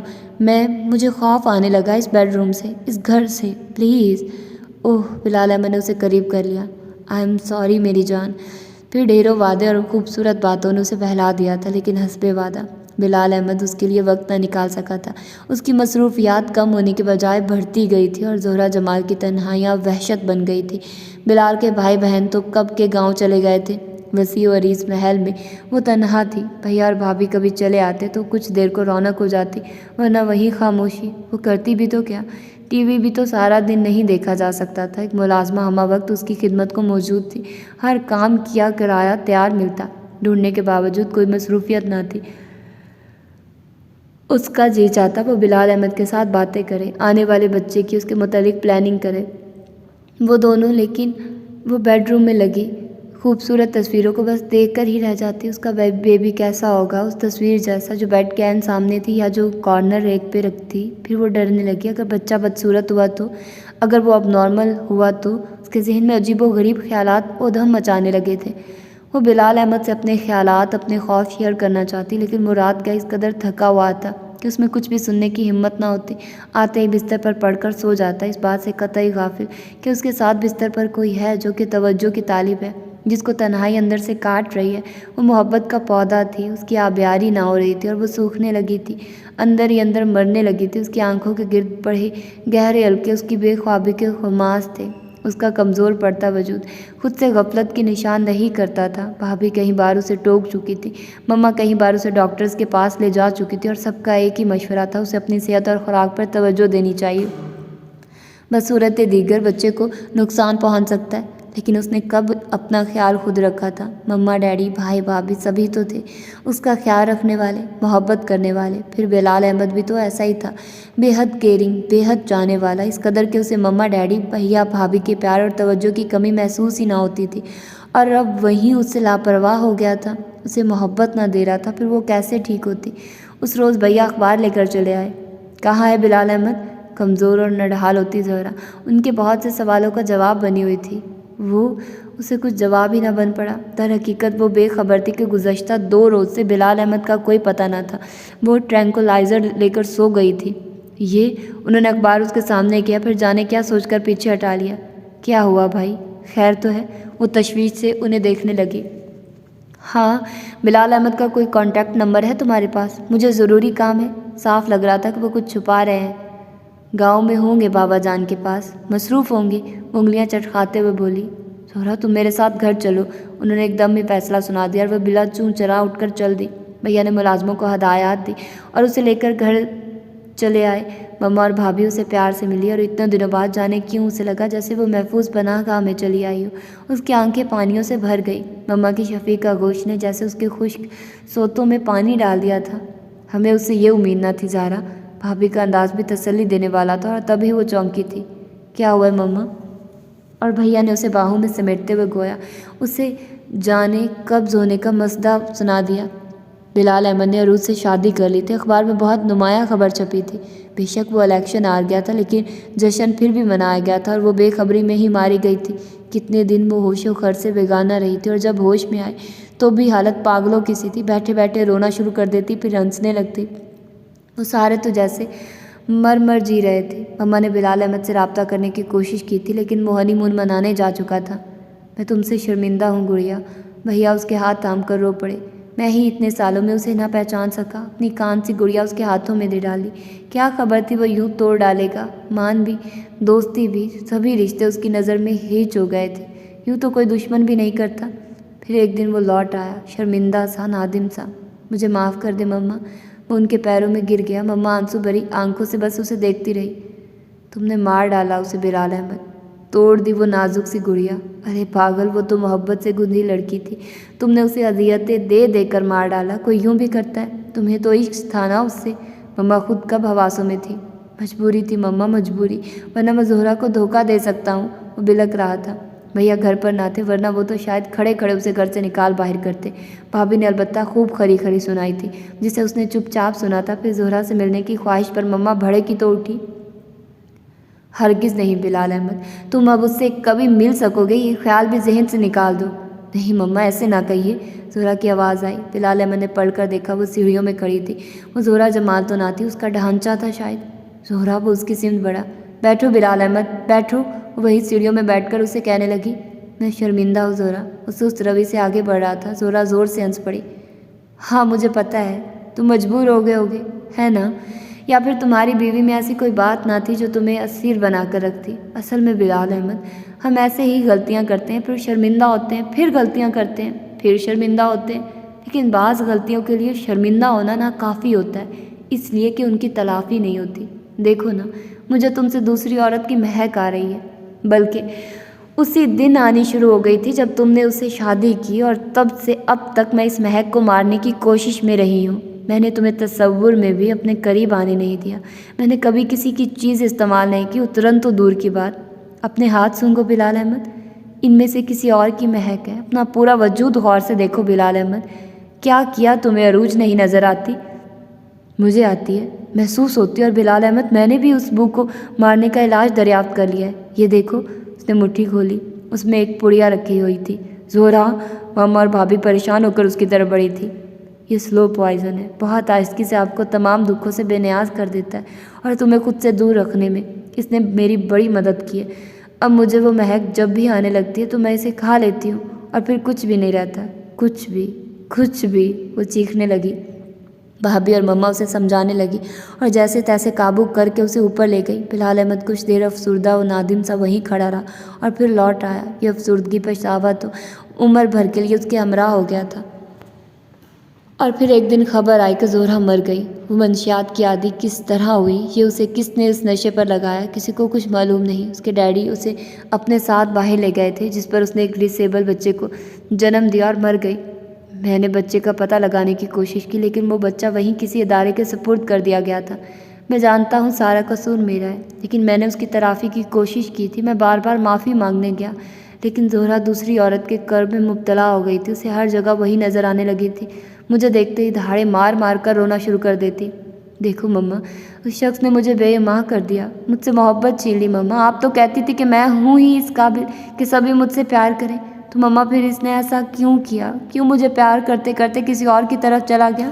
اس کی چیخیں، اس کی آوازیں میری سماعتوں میں محفوظ ہیں۔ میں نے ظلم کیا اس کے ساتھ، تمہاری ماں کی خاطر میں نے اسے اذیت دی، اس عورت کی خاطر جو وفا کے نام سے ناآشنا تھی۔ تمہیں برا تو لگے گا بیٹی، لیکن یہ سچ ہے کہ تمہاری ماں نے مجھ سے یہ سب کروایا اور پھر خود بھی چھوڑ گئی۔ میں ہیرے اور پتھر میں فرق ہی نہ کر سکا۔ بلال احمد خاموش ہوئے تو کمرے میں گہرا سکوت چھا گیا۔ نیرا بلال ایک ٹک چھت کو گھور رہی تھی، تو اس سارے میں وہ بھی حصہ دار تھی۔ آخر وہ اس عورت کی بیٹی تھی جس نے زہرا جمال کا شوہر چھینا تھا۔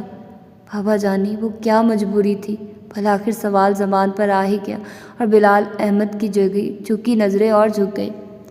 مجھے ٹریپ کیا گیا تھا۔ میں اور عروج ساتھ ساتھ تھے۔ رات گئے تک الیکشن کمپین کے سلسلے میں محفلیں جمع کرتی اور ایسے میں کبھی کبھار پینے پلانے کا چکر بھی چل ہی جاتا۔ مجھے ابھی تک یقین ہے کہ میں نے اس قدر نہیں چڑھائی تھی کہ شرم و حیا کا دامن چھوڑ بیٹھتا، لیکن صبح ہوتے ہی عروج نے اپنے لٹ جانے پر اس قدر واویلا کیا کہ میں نے فوری اس سے شادی کر لی۔ مسئلہ عزت کا تھا۔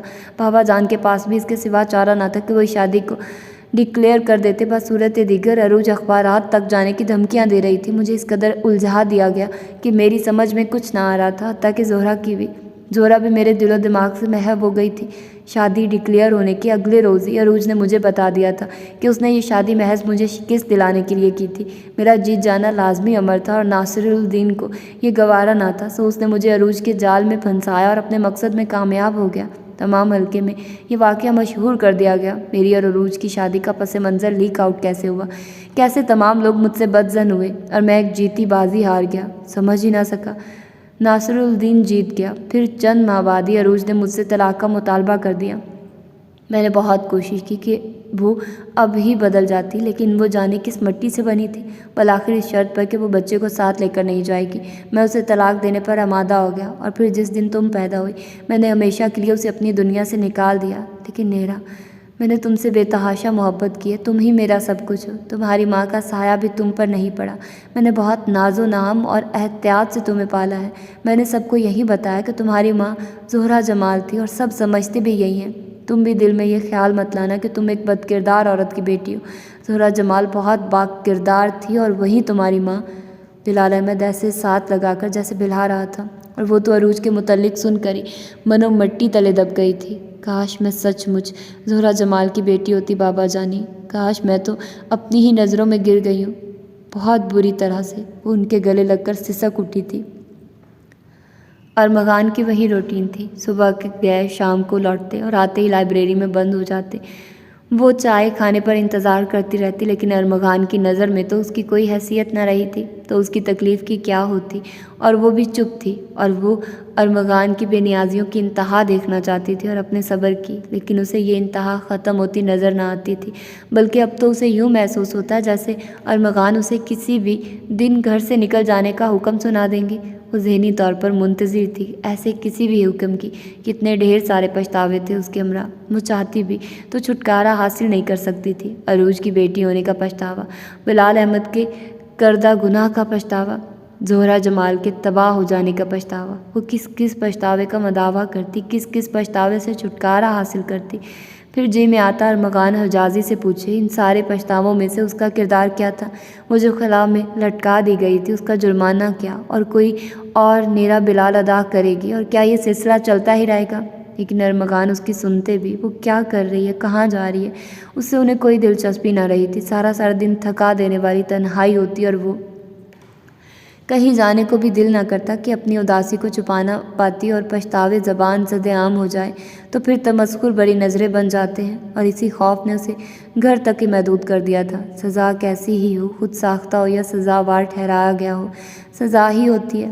پہلی صورت بے حس کر دیتی ہے، جبکہ دوسری صورت احساس بے بسی و مظلومیت کا احساس۔ اس کے ساتھ صورتحال مختلف تھی، ورنہ وہ نہ بے حس ہوئی تھی اور نہ ہی بے بسی کا احساس ہوتا تھا۔ پھر بھی اسے لگتا جیسے اس کے اندر سے کچھ ختم ہوتا جا رہا ہے، وہ پہلے سی نہیں رہی۔ ارمغان کی کیا کیفیت تھی یہ وہ نہ جان پائی تھی۔ اس روز بڑے دنوں بعد وہ ناشتے پر آ کر بیٹھے تھے، بے خواب سی آنکھیں، پریشان چہرہ، تو گویا وہ خود بھی عذاب میں تھے۔ اس نے جھکی نظروں سے جائزہ لے لیا تھا، چائے ان کے آگے رکھتے ہوئے بے ارادہ ہی اسے منہ سے نکل گیا، پاپا کو یہ کیوں کہا گیا تھا کہ زہرہ بلال مر گئی ہے؟ ارمغان نے بے حد حیرت سے اسے دیکھا تھا۔ کس نے کہا؟ کافی دیر بعد انہوں نے پوچھا۔ کہانی کسی ایک فرد کے سنا دینے سے تو مکمل نہیں ہو جاتی ارمغان حجازی۔ اس کے چہرے پر مسکراہٹ پھیلی، اور ارمغان نے دیکھا وہ مسکراہٹ کتنی پھیکی اور بے جان تھی۔ کہانی کا ہر کردار ایک الگ کہانی لیے ہوتا ہے، ہر کردار کی کسی ایک بات کو مختلف پہلوؤں سے دیکھتا ہے۔ آپ آدھی کہانی کسی ایک کردار کے حوالے سے سن کر اسے مکمل قرار تو دے سکتے ہیں، لیکن باقی کرداروں کے ساتھ، باقی کہانی کے ساتھ انصاف نہیں کر سکتے۔ جو کہانی آپ نے مجھے سنائی وہ ایک کردار سے سنی گئی، جبکہ اسی کہانی کا ایک اور اہم کردار بھی تھا، وہ بھی یہی کچھ کہتا ہے، لیکن آپ جہاں اپنے تہی کہانی کا اختتام کرتے ہیں وہیں سے اس دوسرے کردار کی کہانی شروع ہو جاتی ہے۔ معافی ہمیشہ زندہ لوگوں سے مانگی جاتی ہے، مردوں کو صرف رویا جاتا ہے، انہیں یاد کیا جاتا ہے، اور ارمغان حجازی اس کہانی کا دوسرا کردار یہی کر رہا ہے۔ یک طرفہ فیصلے کبھی سود مند نہیں رہتے، لیکن ارمغان کسی بے گناہ کو سزاوار ٹھہرانا بھی تو انصاف نہیں، محبت کا تقاضا نہیں۔ اور پھر جس محبت کی محرومی نے زہرہ جمال کو تباہ کیا، آپ اسی کو دہرا کر کیا ایک اور زہرہ جمال نہیں مار رہے؟ یہ انصاف نہیں، بالکل بھی نہیں۔ وہ دونوں ہاتھوں میں چہرہ چھپائے سسک اٹھی اور پھر اسی طرح وہاں سے بھاگ گئی۔ ارمغان خالی نظروں سے اسے جاتا دیکھتے رہے، پھر کپ رکھ کر وہ بھی اٹھ گئے۔ ذہن بری طرح الجھ چکا تھا۔ میں نے ارمغان حجازی کا انتخاب سوچ سمجھ کر کیا تھا، مجھے خبر نہ تھی کہ وہ شادی کس مقصد کے تحت کر رہا ہے۔ پھر جس طرح اس نے جعلی گھر والے بنائے، ہماری طرف انہیں بھیجا، مجھے کہیں بھی شبہ نہ ہو سکا کہ وہ زہرہ جمال کا بھتیجا ہے۔ بس بیٹا، جب ہم مطمئن ہو جاتے ہیں کہ ہمارے ذمہ کسی گناہ کا کفارہ واجب الادا نہیں، تو تبھی کہیں سے کوئی بھولا بھٹکا گناہ چلا جاتا ہے، اور گناہ تو گناہ ہوتا ہے۔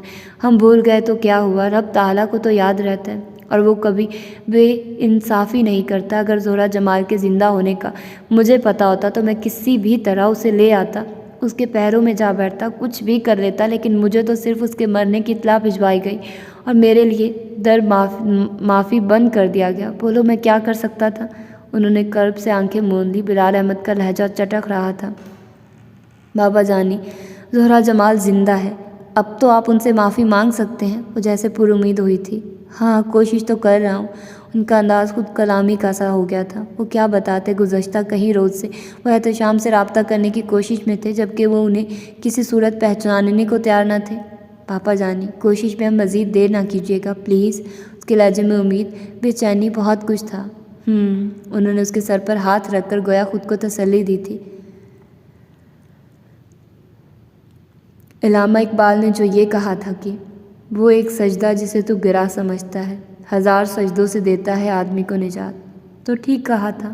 جب میں بلال احمد کی بے التفاتی کا شکار ہوئی تو میں سمجھی دنیا ختم ہو گئی۔ زندگی بلال احمد کی محبت تھی اور کچھ نہیں۔ مجھے لگا جیسے میرے اوپر غموں کے پہاڑ ٹوٹ پڑے ہیں۔ میں محبتوں کی عادی تھی۔ مما، ڈیڈی، بھیا، بھابھی، سب عزیز رشتہ دار سبھی تو مجھ سے محبت کرتے تھے، سبھی تو کہا کرتے کہ میں محبتوں کے لیے ہی بنی ہوں، اور میں نے اس بات کو ذہن میں بٹھا لیا۔ میں توقع کرنے لگی کہ سبھی مجھ سے محبت کریں گے، بلکہ کرنی چاہیے، لیکن بلال احمد کی محبت ان سب محبتوں سے بڑھ کر تھی، سب سے الگ، سب سے کیف آگی۔ یہ بلال احمد کی محبت ہی تو تھی جس نے مجھے محبت دینا سکھایا۔ میں ہمیشہ لیتی آئی تھی، اب محبت کرنا سیکھی تو دنیا ایک دم ہی بدل گئی تھی۔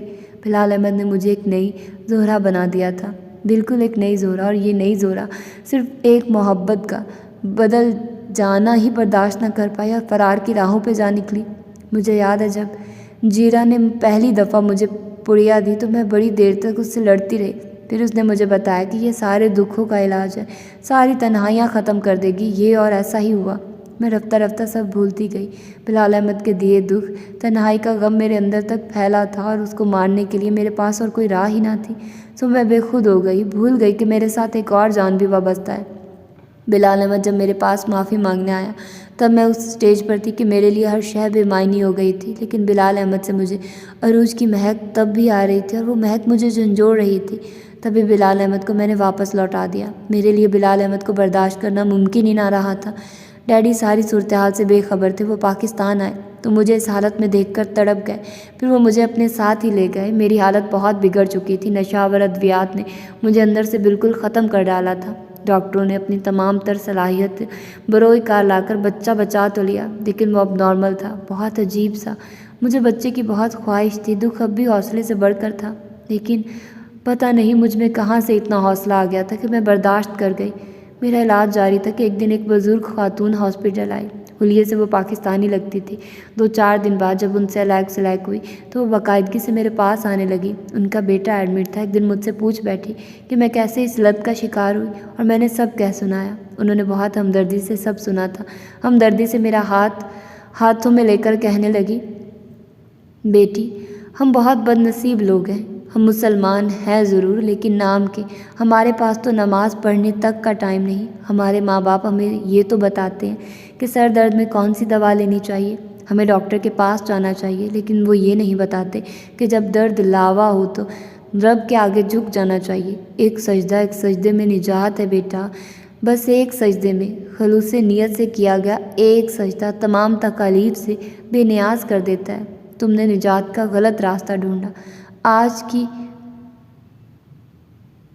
پود ہے کہ ایسی خود کو عقل کل سمجھتی ہیں، جنونی مادی چیزوں کے پیچھے پر بٹنے والی۔ اصل قصوروار ہم ہیں جو انہیں اسکول کالج پہنچا کر اپنے آپ کو تمام فرائض سے بری کر لیتے ہیں۔ ہم ہی گناہ گار ہیں، اور ہمارے گناہوں کی سزا ہماری اولاد بھگت رہی ہے۔ خاتون کی آنکھیں بھیگ گئی تھی۔ میں سوچ میں پڑ گئی تھی، واقعی ہمیں آسائشوں میں تول دینے والے مما پاپا نے کبھی یہ رستہ دکھایا ہی نہیں۔ ہمیں محبت دی لیکن یہ نہیں بتایا کہ ایک محبت اوپر والے کی بھی ہے۔ ہم خود غرض ہیں، صرف تب اسے یاد کرتے ہیں جب تمام دنیاوی سہارے ساتھ چھوڑ دیتے ہیں، لیکن وہ تو رب العالمین ہے، کہتا ہے مجھے پکارو میں تمہاری سنوں گا۔ ہم ہی نہیں پکارتے، ہم ہی دوسرے رستے پر جا نکلتے ہیں، تباہی و بربادی کے رستے پر۔ خاتون اس کے بعد نہیں آئی، لیکن مجھے روشنی کی کرن دے گئی، اور ہاسپٹل سے جو زہرہ جمال لوٹی اس کے من میں بلال احمد کی چاہت ذرا بھی باقی نہ رہی تھی۔ وہ ایک سجدہ ہی تھا جس نے میرے دل سے تمام دکھ درد دھو دیے۔ پرانی زہرہ جمال مر گئی، ایک نئی زہرہ جمال نے جنم لیا تو زندگی بہت سہل ہو گئی۔ بلال احمد کو پیغام بھجوا دیا گیا کہ زہرہ مر گئی۔ یوں میں نے اپنے لیے سارے راستے بند کر ڈالے۔ ڈیڈی نے میرے کہنے پر یہ حویلی دوبارہ تعمیر کروائی، اور سب کے منع کرنے کے باوجود میں یہاں آ گئی۔ یہاں تنہائی اور سکون تھا، وہ سکون جس کے لیے میں بہت دنوں تڑپی تھی، جس تنہائی نے مجھے مرنے پر مجبور کیا، وہی تنہائی اب میری دوست ہے۔ ارمغان، ماں باپ بہت بڑی غلطی کرتے ہیں جب وہ اولاد کو حد سے زیادہ محبت دیتے ہیں، اسے نفرت بیگانگی کا کچھ احساس ہی نہیں ہونے دیتے۔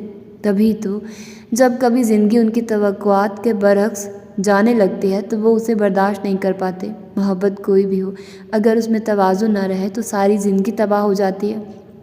اس لیے محبت اور توازن دونوں ضروری ہیں۔ زہرہ جمال خاموش ہوئی تو کمرے میں بلا کا سکوت چھا گیا۔ ارمغان حجازی کو وحشت ہونے لگی۔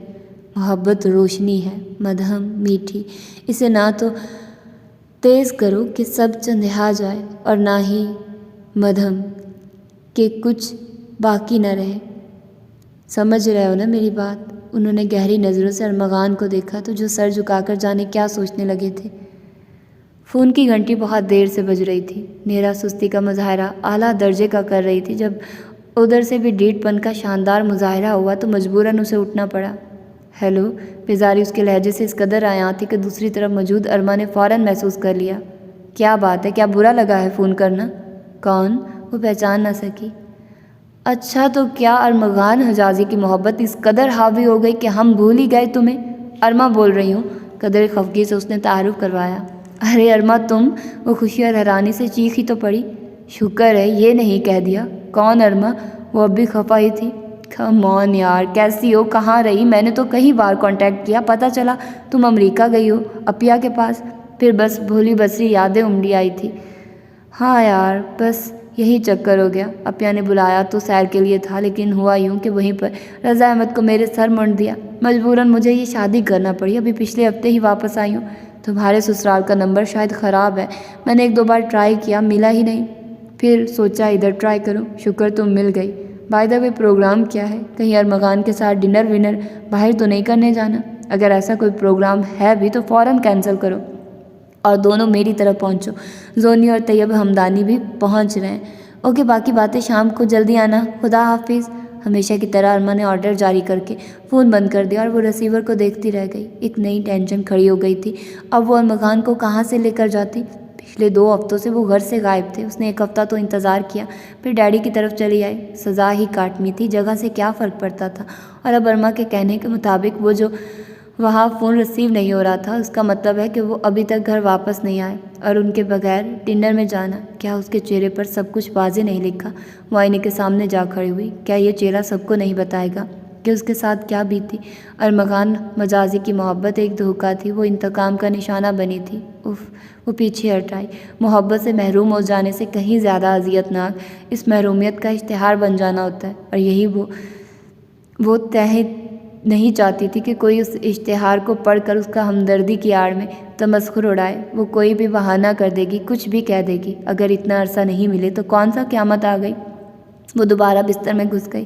پتہ نہیں یہ اشتہار کب تک لوگوں کی نظروں سے اوجھل رہ بھی سکتا تھا، یا کوئی اور ہیڈ لائن ایسے مزے نمایاں کر چھوڑتی۔ جو بھی ہوتا وہ کیا کر سکتی تھی؟ سو اس نے سب کچھ خدا پر چھوڑ دیا تھا۔ شام میں اس نے ارما سے فون پر بہانہ کر دیا۔ وہ خفا ہوتی رہی، اصرار کرتی رہی، اور اس نے پھر کبھی کا وعدہ کر لیا۔ شاید وہ پھر کبھی بھی آنے والی نہیں تھی، مگر یہ کہ جب تک چھپ سکتی تھی، ارادہ تھا کہ چھپی رہے، کبوتر کی طرح۔ کینڈل جلا کر اس نے ایک نظر کیلنڈر پر ڈالی۔ پنک ہائی لائٹ کی جانے والی 11 مئی بہت مدھم سی دکھائی دے رہی تھی۔ پچھلی 11 مئی کس قدر روشن تھی، اتنی روشنیاں ایسے جلی تھی کہ ہر اور اجالا ہو گیا تھا، ایسے کہ وہ پور بھیگ گئی تھی۔ اور آج کی 11 مئی، وقت کیسے بدل جاتا ہے۔ ہم سمجھتے ہیں کہ یہ شاید یوں ہی ہم پر روشنیاں لٹاتا رہے گا، لیکن یوں اچانک وار کرتا ہے کہ بندہ بے بس دیکھتا رہ جاتا ہے۔ اور ارمغان حجازی صحیح کہتے ہیں ڈیڈی، بعض گناہوں کی معافی تو ہوتی ہے، ازالہ نہیں ہوتا۔ ڈیڈی کبھی ازالہ نہیں کر پائیں گی، کیونکہ زہرہ جمال کو اب ان کی ضرورت نہیں رہی۔ وہ اب موجودہ زندگی سے خوش اور مطمئن ہے۔ ڈیڈی بھی مطمئن نظر آتے ہیں، مگر میں شاید سب کے حصے کی بیعت منانی میرے حصے میں رقم کر دی گئی ہے۔ سارے ازالے مجھے ہی کرنے ہیں، مجھے ہی۔ اس کی آنکھیں پانیوں سے بھر گئی۔ کوئی آنسو پلکوں کی باڑ توڑے رخسار پر پھسل آیا۔ کوئی نہایت قریب سے بولا تھا۔ روشنی تو پہلے ہی کم ہے، کیا مزید اندھیرا کرو گی؟ لہجے میں شرارت تھی۔ نیرا نے آنکھیں کھولی، ایک دھندلا سا عکس۔ اس نے دوبارہ آنکھیں بند کر لی۔ Happy wedding anniversary. اب کے کان میں سرگوشی ہوئی تھی۔ کبھی کبھی الوہین کتنے پاورفل ہو جاتے ہیں۔ ارمغان حجازی دیکھو تم نہیں، لیکن مجھے تمہاری آواز آ رہی ہے۔ کیا ہوتے ہو تم مرد بھی، محبت دیتے ہو، چھین لیتے ہو۔ وہ دھیرے سے بڑبڑائی تھی۔ نیرا، اس کے ہاتھ مضبوط گرفت میں آئے تھے، گرم مانوس احساس۔ اس نے آنکھیں نہیں کھولی، مبادا اس کا تصور ٹوٹ جائے۔ آنکھیں کھولو نیرا، مدھم لوٹاتی آواز۔ میں معافی مانگنے نہیں آیا نیرا، اس لیے کہ جو کچھ میں نے کیا، اس کی معافی یوں ملنی بھی نہیں چاہیے، لیکن نیرا محبت کا فگر اب بھی وہی ہے، ازالے کی صورت نہ صحیح۔ اسی محبت کے صدقے مجھے روشنی لوٹا دو، میرے ارد گرد بہت اندھیرا ہو گیا ہے۔ زہرہ جمال اور بلال احمد اپنی سزا خود بھگتے یا انہیں بھی معافی مل جائے، مگر ہمیں ان کی خاطر مزید دکھ نہیں اٹھانے چاہیے۔ ہمیں عمر ان ازالوں میں نہیں کاٹنی۔ بولے میرے ساتھ چلو گی؟ بولو۔ کیا کچھ نہیں تھا اس لہجے میں، محبت، شرمندگی، مان، اور وہ بھول گئی سب کچھ۔ واقعی محبت کی فکر اب بھی زیادہ ہی تھی۔ کیا ہوا جو بیچ میں ازالے کی رت چلی آئی؟ اگرچہ تکلیف دیتی، لیکن اب اگر وہ جا رہی تھی تو کیا ضرورت تھی اسے پکڑ کر بیٹھنے کی؟ اس نے پلکیں اٹھائی، اٹکا ہوا آنسو نیچے آ گرا۔ کینڈل کی لو پر شعلہ لرزا۔ نہیں نیرا، نہیں، یہ اجالا تو میں لینے آیا ہوں، اور تم اسے بجھا رہی ہو؟ نہیں پلیز، اس کے لہجے میں تمام گناہوں کی ندامت تھی اور اس کے پاس معافی کا اجالا۔ ہاں، ہم تمام عمر ازالوں میں نہیں کاٹیں گے۔ اس کے بندھے ہاتھوں پر چہرہ ٹکا کر گویا اس نے تمام زیادتیاں بخش ڈالی تھی۔ کیلنڈر پر مہی جگمگا اٹھی تھی۔ ہم ڈنر باہر کریں گے، اربغان نے دھیرے سے کہا اور وہ اس بات میں سر ہلاتی اٹھ کر تیار ہونے چل دی۔ دور تک اجالا تھا، ڈھیر سا اجالا۔ اور یہ تھا آج کا ناول۔ امید تو ہے کہ پسند آیا ہوگا۔ تھوڑی سی کمپلیکیٹڈ تھی، جلدی جلدی کہانی کو ختم کیا گیا، ایسے جیسے مطلب گڑ گڑ گڑ گڑ کر کے ختم کر دیا، ایسے ہوتے ہیں نا، ہاں ایسے ہی کہانی ختم ہوئی ہے۔ تو ایسے کر کے انہوں نے کہانی کو ختم کر دیا، مطلب ٹھیک ہے، کیا تھا اگر وہ بھی مل جاتے۔ اس کی جلدی سے شادی ہوئی، چٹ پنگنی پٹ بیاں اس ٹائپ کا سارا سین چلا ہے، اس کو پیار ہوا، اس نے شادی کی، یہ وہ، مطلب بہت جلدی کہانی ختم۔ چھوٹی تھی نا تو ایسے ہی ہوتا ہے، ایسی چھوٹی کہانیوں میں ایسے ہی ہوتا ہے۔ تو خیر میرے پاس ٹائم نہیں تھا، اسی لیے پھر مجھے آپ لوگوں کو چھوٹی کہانی سنانا پڑ رہی ہے یار۔ میں لانگ ناولس تو آپ لوگوں کو بے شمار بے تحاشا سناؤں، بٹ آپ لوگ اچھا رسپانس نہیں کرتے ہو یار، بہت ٹائم ویسٹ کرواتے ہو، تو اسی لیے پھر میں کر نہیں پاتی ریکارڈ ان کو۔ تو خیر دیکھتے ہیں فیوچر میں کبھی ہو سکا تو انشاءاللہ میں آپ لوگوں کو لانگ ناولس دوں گی، لیکن ابھی تک میں آپ لوگوں کو کمپلیٹ ناولس 2 آورس کے دیا کروں گی، ٹھیک ہے۔ تو ابھی یہ تھوڑا سا شارٹ ناول تھا کیونکہ یہ ناولٹ تھا، اور یہ ناولٹ جو ہوتے ہیں یہ شارٹ ہوتے ہیں کمپلیٹ ناول کی نسبت، مطلب مکمل ناول جو ہوتے ہیں۔ اور بس آج کے بس اتنا ہی تھا۔ آپ لوگوں نے انجوائے کیا ہوگا یقیناً۔ اپنا ڈھیر سارا خیال رکھیے گا، مجھے دعا میں یاد رکھیے گا۔ ملتے ہیں انشاءاللہ کسی اور اچھے سے ناول کے ساتھ۔ اللہ حافظ۔